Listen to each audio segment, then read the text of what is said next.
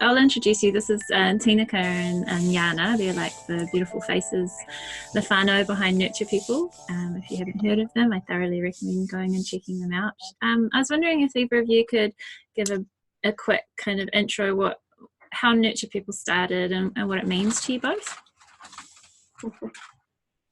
We just started talking and it felt like it was a heart-to-heart connection straight away. And I think we had very similar vision. What was really important to us was the well-being of families, the well-being of mothers and children. It wasn't just the child, it was the entire community that is around the child. And that's where we felt more support perhaps was needed. Yeah. So I think we kind of realized from the start, even though we were very new in our relationship together, that we were soul sisters. And that I think has grown over those years. And so that was in 2013, I think. And then with the development of the classes that we had at Freeman's Bay Community Centre, we started to see this picture unfold before us of the need of families and particularly of mothers and their support. And we could also see our growing passion and want to be able to be part of that support service. And so how were we going to do that? And so that was when I made a decision with my mother to pass the hands of Omarapati Early Learning Centre on to a beautiful parent who had the same sort of vision to carry that forward, and so that we could focus. And that's where, under the trees of Cornwall Park, post all of that and Jana's return from Slovakia, that we grew the concept of Nurture People. So yes, many nature meetings together under those trees. Can you talk a little bit how the pikler philosophy, why it's so important for you, and how you've woven that through Nurture People a little bit as well? Yeah, so with Penny Brownlee, she's actually a personal friend and of my mother's and my parents actually, and so my mother had done training with her, and that was how I came to know about pikler, was actually through my mother saying, you know, you need to know about this. I know you're going to love it. And so when we had the centre, what I wanted to do was to do that training. And Jana also, you can fill them in on how you came to pikler as well, Jana. Together we did do the training as well. For me, the pikler, the interest in pikler started at university when I was feeling that there was something lacking. There was a real heart lacking in some of the topics and discussions we had. There was a real focus on the curriculum, the head stuff, but the heart and the doing was slightly missing. And that's when it all started for me, all that research and digging a little bit deeper. And then in my third year as well, I realized that for that continuity, there's something else that needs to happen. And I was searching for it. And Rudolf Steiner and his work popped up. And since then, there has been this growing passion to learn more and to find out how this can actually help others. And then again, when I met Tineke, that's when it really took on, and we went full speed in a way, because we met the right people came into our lives, and Penny Brownlee was the seed for this really. Her care, her way of even doing these classes and the trainings, it wasn't just about the cognitive way of being and learning, it was really about feeling it and doing it too. And that's what really stood out for us, and I still carry that in my heart. And I, when I first read the book, when my mother actually literally threw the book at me, Dance With Me in the Heart, I sort of thought, oh gosh, that's a bit of a weird title, you know, like, what is this, you know? And I sort of didn't really connect with it. But then as we did the training especially, and it all unfolded, it was just like, wow, that's just actually the perfect description, because since that time and that blessing of that training, it's like I feel like I've been dancing in my heart with this. And the thing is that, like, when you got the dance in you, you just want to share the dance. So so it's actually, I suppose a beautiful way of actually sort of keeping that and feeling that within yourself. What do you think the dance is? I was talking to Wayne and Deb from the Meditating Giraffe, who do the nonviolent communication, last week, and we were talking about, they do something called a dance floor, which is like a corridor conversation where you're, you listen and then you receive and then you give input, like it's this real dance. But what do you think? I know relationship is key. Is that the dance? What do you think is that dance? It's I feel the same. It's the dance in a relationship, and for it to be really authentic and real, you've got to give yourself permission to be yourself and lose that fear of exposing yourself. Really, being really vulnerable is important. But for me, the beauty of relationship and dancing together is being seen and heard, but also hearing the other person. And what was incredible was that you can do that from day one, and that was like, wow, I can dance with my newborn this way, I can dance with my child this way. And I think that's the biggest wow moment was, and Penny Brownlee speaks of this, when she first came to want to know pikler was when she saw this video of a baby participating in a change and lifting their bottom at I think around 6 weeks old, because the parent was in such beautiful communication.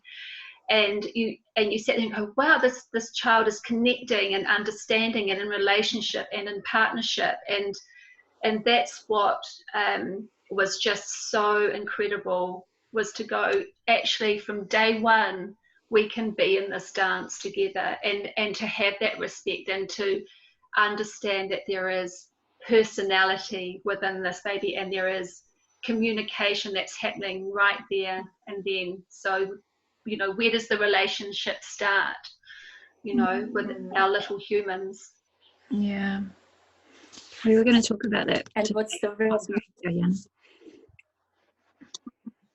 Sure. I just wanted to say as well that the beauty of this relationship, it's also that it really transfers this pikler approach, because it's not just with your child, it's with yourself and with the adult around you. So that's where it all goes. It applies everywhere, doesn't it, Tineke? Yeah. The two big R's is the relationship and the respect, and that is huge with pikler. So that's kind of what nurture people. Something that, I don't know if you said it, but my thought that popped into my head was cotton wool. Like, it's like this comfort supporting this mama, or being her village, being her community for her. Is that what you're doing at Nurture People? Could you just talk a little bit about how you actually are supporting mums? Jana, do you want to talk about that?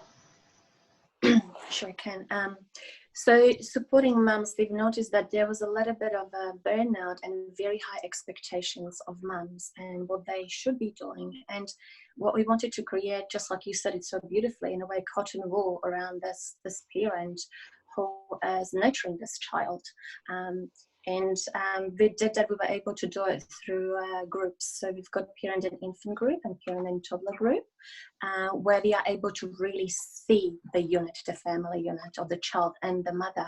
And it all happens in a very sort of nurturing environment. At the Nook, we've been doing it at the Nook, haven't we, Tineke, at your place, which is a safe place to just be and not afraid to be seen and share what is it that's really bothering you, what is it that you're struggling with, but also celebrating the real accomplishments in a way, you know, and the things that are important to you. So there's just no judgment. It's really about being yourself, and we do that by being ourselves as well. We are real. We are not pretending that this is the way it should be, or this is the reality. And even us, they can have all these experiences and knowledge. Being with your child can be quite different, because the connection that you have with your child is so special in a way that they know you so well that they can really press your buttons as well. But you're being raw, you're being really, really raw in this relationship, and you have your beautiful harmony, and then you have those days that you just don't want to always repeat. Yeah, and I think in the, you know, in the title that we've given it, Nurture People, it's kind of like a what we're wanting is that chain reaction as well. You know, like if you're a nurturer, but you're also being nurtured. So and we're all actually nurture people. So I think we were really proud of of the name, finding that name, because we are so wanting to cradle the parents, so that they can cradle their little ones as well. And I think it extends past that into the caregiving community as well, and then also into our education community, and even into our business community. There are so many people in nurturing roles, and so how can we be in healthy relationship? How can we be in respectful relationship? How can we uplift in the way that we are with people? So yeah, this and I suppose for us, you know, we've got a really big picture of a peaceful social evolution, really. Actually, you can go and have a look at Robin Grill's book, Parenting for a Peaceful World, because that really that's incredibly inspiring for us. Celia Lashley also was an incredible woman who, such a shame that we've lost her.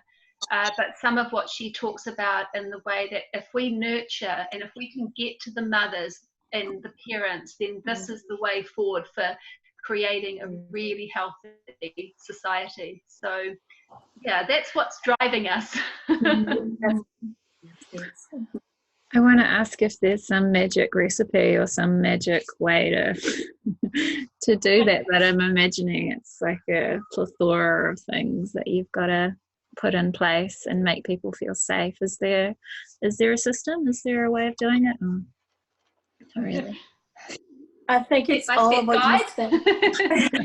It's a tricky one. Sorry, I think we are all so unique, and we have our unique little family bubbles as well, and our stories are so different that, you know, it's all what you just mentioned, and sprinkle a little bit of humor over the top of it and be playful. Yeah, that's definitely keeping light-hearted. Yes. We were just able to be witness to a beautiful woman who is a pikler pedagogue in Germany, Ute Strub. She is 86, and she still has such a playful spirit, and you can see her on video and you just think that is such an important thing for us to nurture, is our playful spirit and our humor together. And I think you know, we've been put into a very strange circumstance this last sort of month, and I think, you know, it's been incredibly challenging, but also there's been some really beautiful gifts that have come from that, and hopefully people are finding the benefits and having to be so closely connected with their lovely bubble. Yeah, I think we talked last week, and we were talking about how just being in relationship with your whānau, with your direct whānau, you know, and you've got your kids there 24/7. And what are you hearing? You're working with mothers and things now. What for you guys? What's on top for you guys? What are you dealing with in your bubble with now? Yeah, lots of challenges. So many different scenarios of people as well. So you can't generalize, because some people are saying, oh, well, we're all home together and I've never felt as supported by my husband as, you know, as now, and this has been incredible, I don't want it to finish. And then you've got other people who are essential workers, and there is just an incredible stress that's going on, and a lot of the care is placed on one particular person. You've got some people who, like, both parents are actually trying to work within the bubble as well, and so they're having to negotiate, and so many different scenarios. So we can't, I suppose, really generalize, but we can, what we've been doing is supporting individuals to find ways, and I think some of those things we can probably share with you a little, around, you know, self-care in those moments, especially when you're working with very restricted spaces like apartment living as well. It's a very hard escape, you know. I feel so blessed that we've got a property that we can walk outside and be in, and people are, you know, there's people that are talking about having such difficulty with even feeling like they're safe to walk out into their apartment block and down the stairs or the lifts, and you know, not feeling safe leaving. So yeah, it is very challenging.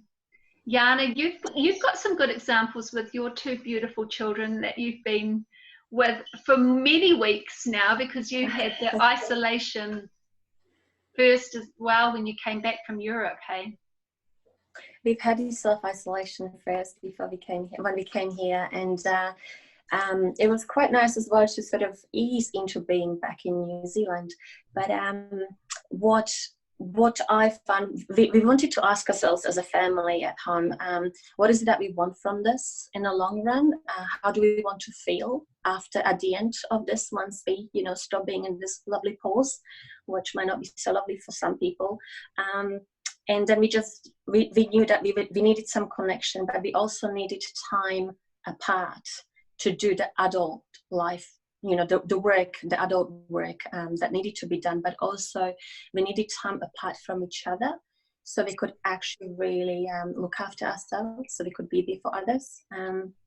So we've created a sort of a rhythm to our day that has held us, and it has given us safe ground. And I've got to emphasize this does not need to be incredibly perfectly planned. It just needs to be a very simple rhythm that gives you a sense of security, and you know that you can wake up the next day and return to it. And even if you do wake up and it's not going the way you wanted, just be kind to yourself. There's always another day. You can always jump back on that train again. Yes, a sense of rhythm, a real sense of family rhythm has held us in those 5 weeks so far, and it has given us opportunities to really connect, but also be apart. Yeah, and then, like you were saying before, Tineke, that making time for self-care. What are you guys advocating there in that regard? Yeah, it's super important. Like Jana was saying, you know, you've got to make sure that you can negotiate some time for yourself. I know that there are some parents as well, though, that are saying they're not actually able to get any time away from their children through the day because of their partner's work. Some of the things that could be helpful is definitely creating a smaller space that you can be in for a rest time. So it might be a bedroom or a day room or something like that, where there's maybe some resources that you haven't brought out before, that's something special, a basket that you bring down, somewhere where you are sort of lower to the floor or grounded, but that you can also rest. So it's your time to just be and let your children play around you. And they know that that's part of the rhythm that happens every day. Every day we go into this bedroom or into this area, we close the door, and this is what's available to you, and I am just resting my body. So it's things like that, where you can, even if you have to be with your children and you can't create that breath for yourself, that you can create a rest for yourself. And it might be where you have a cup of tea. It might be where you put the infuser on even, and create some beautiful scents. Those sorts of things as well can create special feelings, and maybe at the end of that you have a tea ceremony together, you know, that there's a cup of tea or something like that just refuels your tank a little bit as well. I know in Europe, I was saying to Jana, it was so lovely to see that there's a real culture of tea, and even for children, so chamomile, rosehip, all those beautiful, nutritious, calming, good for the digestion teas that are really, you know, for everyone's well-being, but also something that feels really special. And you know, like even using the special cups, you know, and the special teapot. What can also happen is that you might hear, I'm bored. What do I do now, mommy? Can I come down, please? And that's okay too. But once you're able to actually allow that boredom to progress into the next stage, you might actually see an incredible play unfolding from this. The amount of creations we've been seeing around our home, it's just mind-blowing. And I'm almost feeling I actually don't want this bubble to burst. But it's not every day like this. So I'll be honest. It's not an everyday occurrence, and it's okay too. But when it does happen, when we are all nourished and refueled by being together during meal times, then we actually can be apart. And the nice way to finish, I love that, Tineke, is having tea together. That could be the afternoon tea when they come down, and we'll have afternoon tea, and then we just move on into the next part of our day, really. So it's not really structured rigidly, but it allows you to, you know, time and space to move in and within and just dance together with the rhythm of your family life too. Yeah, there's something really nourishing. I had a good example of that today. We were out playing at the park, and it had been raining, so we were jumping puddles and stuff, but there was a tension between everyone. They were all kind of like, oh, no one's passing me the ball, and there were a few tantrums, and then one of them just stormed off and started walking home. And so we got back home to this tension. But we all sat around and had a cup of tea, and we put the tea in the teapot, and they had their own cup. And yeah, there's something really nourishing. It's almost like a resetting in a way. Yeah, and something about the warmth and the steam and the smell. And it's having that predictability when you do that every day, and everyone can expect it as well. This is what happens around, you know, after lunch or after our play, can be really nourishing too, because you don't have to guess, you don't have to make those extra decisions what you're going to do now, or the children don't have to. They just know that this is what happens. They just know that this is the way the day flows for us. So really that predictability provides that security in the home, and it takes time to get there. You know, there are trials and errors along the way, but once you get there, you will feel it. Cool. And we're running out of time, so is there any ways that people can get in touch with you? How, if there's parents out there that are wanting to connect with you, because obviously you're not doing face-to-face, how do people connect with you at the moment? So we have a few platforms. We are on Facebook as well. That's one way of trying to connect as well. Instagram, that's another option. We do have a website that has been a work in progress in a very long time, and we're still sort of opening it up and playing with it a little bit. So it's just, you know, work of love. So we do have a website, and nurturepeople.org, New Zealand. .org, isn't it, Tineke? www.nurturepeople.org. Yeah, that's right. Yes, and that's the easiest way to get in touch with us. There are email addresses there as well. And at the moment, you know, we're really happy to do one-on-one calls. That's what we've been doing. So you can just send a message through Facebook or Instagram, and then we can make that connection with you. And and we're just giving our time at the moment. Obviously, at this point, we just want to be able to help.